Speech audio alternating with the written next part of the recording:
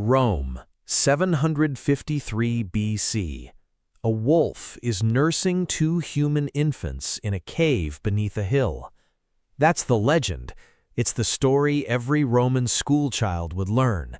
The myth stamped on coins and carved into monuments for 1,000 years. But the truth of how Rome actually began is stranger, messier, and far more interesting than any fable about a she-wolf. Because the real Rome didn't start with gods or twins, it started with mud huts. Around the 8th century BC, a handful of small farming villages sat scattered across 7 hills beside a muddy river in central Italy.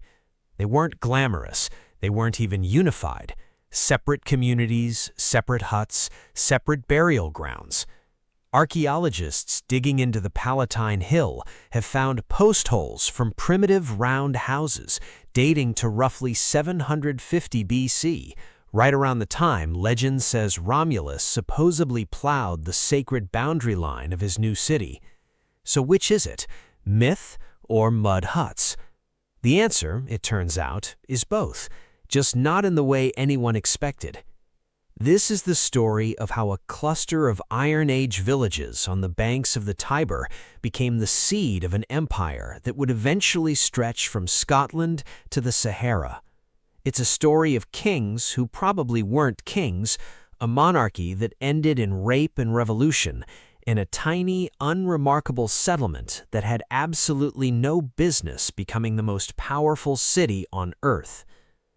To understand how Rome really was born, you have to forget the wolf and start with the swamp. The land the early Romans settled on wasn't chosen for greatness, it was chosen for survival. The Tiber River was a natural trade route, a supply of fresh water, and a decent double line of defense with its surrounding hills. Between those hills sat a low, marshy valley. The future site of the Roman Forum was for generations essentially useless, too wet to build on, too wet to farm. For centuries, the villages on those hills stayed separate.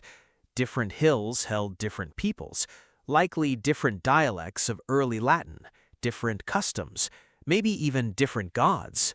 What changed everything was drainage.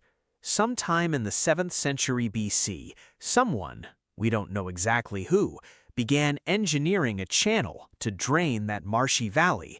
Historians call it the Cloaca Maxima, and pieces of it still exist today, over 2,600 years later, running beneath modern Rome. Once that valley dried out, it became shared ground, a meeting place, a marketplace, the Forum. And that's the real founding of Rome. Not a single dramatic moment, but an infrastructure project that turned scattered hilltop villages. By the late 7th century BC, Rome wasn't just a drained swamp with some huts around it anymore. It was becoming a real city, and according to tradition, it was being run by kings. Roman legend gives us 7 of them, starting with Romulus and ending nearly 2.5 centuries later with a man named Tarquinius Superbus, or Tarquin the Proud. Historians today are skeptical that all 7 were real individual people in the way the legends describe. Some may be composite figures, some may be later inventions, backdated to give Rome a tidier origin story. But the broader pattern the legends describe, a shift from tribal chieftains to a centralized monarchy, lines up surprisingly well with what archaeology actually shows happening in Rome during this period. And here's the detail that anchors the whole story in something concrete. Around 616 BC, according to Roman tradition, an Etruscan family took the throne.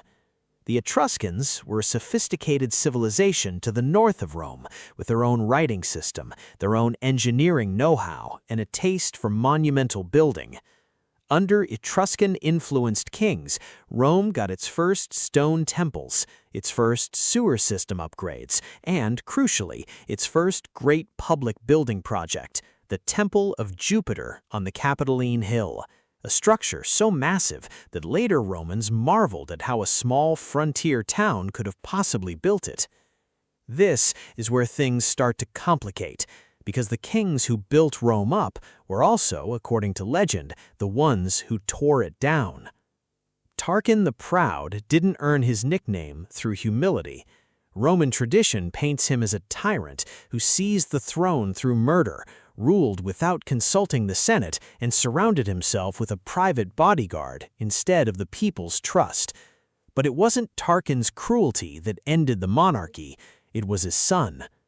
The story goes that Tarquin's son, Sextus, committed an act of violence against a noblewoman named Lucretia, a crime so shocking that Lucretia, after naming her attacker to her family, took her own life in front of them.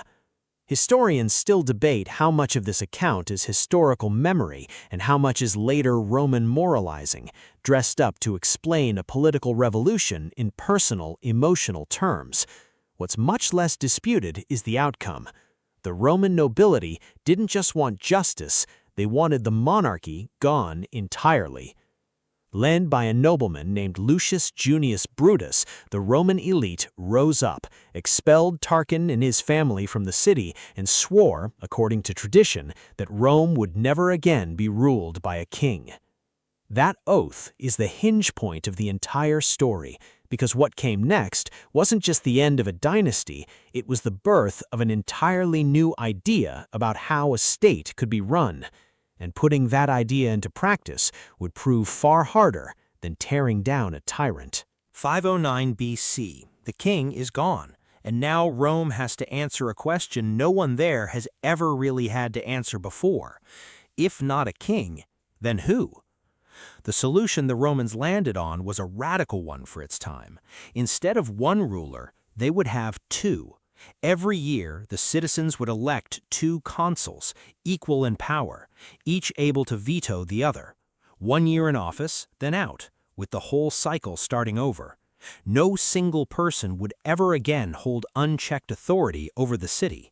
This was the birth of the Roman Republic. It sounds clean in hindsight. It wasn't. Brutus, the man who'd led the revolt against Tarquin, became one of the first two consuls, and almost immediately the new republic was tested from the inside. A conspiracy formed to bring the king back, and the conspirators included Brutus's own sons. According to Roman tradition, Brutus was forced to sit in judgment as consul while his sons were tried, convicted, and executed for treason. He didn't intervene. He watched.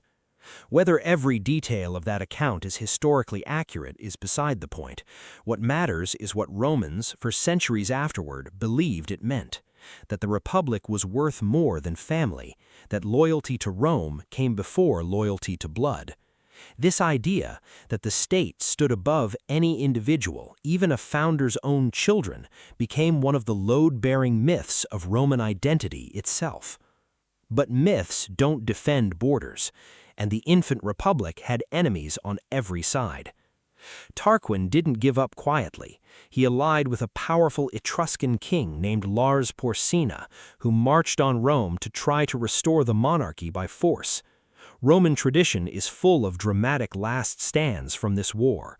A soldier named Horatius supposedly holding a bridge alone against an entire army to buy Rome time. Historians are doubtful that particular episode happened exactly as described, but archaeological and later historical evidence does suggest Rome went through a period of real military pressure and possibly even a temporary loss of full independence to Etruscan influence before clawing its way back to self-rule. Here's the scale comparison that makes this click. At this moment, Rome wasn't a rising superpower. It was a small city-state surrounded by larger, better-established neighbors, Etruscans to the north, Latin peoples to the south, and various hill tribes probing at its borders. If you'd bet on which Italian city would eventually rule the Mediterranean in 500 BC, Rome would not have been anyone's obvious pick. It would be like betting that a mid-sized county government would someday run half the world. And yet, this constant external pressure did something crucial. It forced Rome to keep building institutions to survive, new magistracies, new legal codes, new ways of organizing citizens for war and for politics. The Republic wasn't designed all at once. It was hammered into shape by crisis after crisis, decade after decade. The kings were gone. The Republic had survived its first war. What Rome had now wasn't an empire. It wasn't even fully secure. What it had was a system, flawed, contested, and still being invented, that would eventually prove durable enough to conquer the known world. By the early 5th century BC, Rome had survived the fall of its kings, a war to keep them out, and its own internal near collapse. The Republic held. And that single fact, that it held, is arguably the most consequential political event in the ancient Mediterranean, because everything that came after depended on it. The legal reforms, the expansion across Italy, the wars with Carthage, the legions that would eventually plant Roman standards from the hills of Scotland to the deserts of North Africa. None of it happens if the Republic collapses in its first decade, and it very nearly did. What's remarkable is how much of Rome's later identity was built directly on this founding crisis. The Romans never forgot that their state was born from throwing out a tyrant. Centuries later, when Julius Caesar started accumulating king-like power, the senators who assassinated him invoked Brutus by name. Some of them, in fact, claimed descent from the original Brutus himself. The fear of one-man rule, planted in 509 BC, was still shaping Roman politics nearly 500 years later. So go back to that wolf in the cave. The legend was never really about a wolf. It was about a founding story flexible enough to hold two contradictory truths at once: that Rome was destined for greatness from its very first day, and that Rome was, in reality, just mud huts on a hill that had to fight, build, and reinvent itself at every single step just to survive. Both of those stories are still true today, in a way. Modern Rome sits on top of all of it: the post holes, the drained marsh, the temple foundations, the forum where the Republic's laws were first argued out loud. Tourists walk over the Cloaca Maxima without knowing it's still down there, still doing its job. So the next time you hear a legend about how something great began, a company, a country, a person, maybe ask yourself what mud huts and drainage projects are hiding underneath it. Subscribe.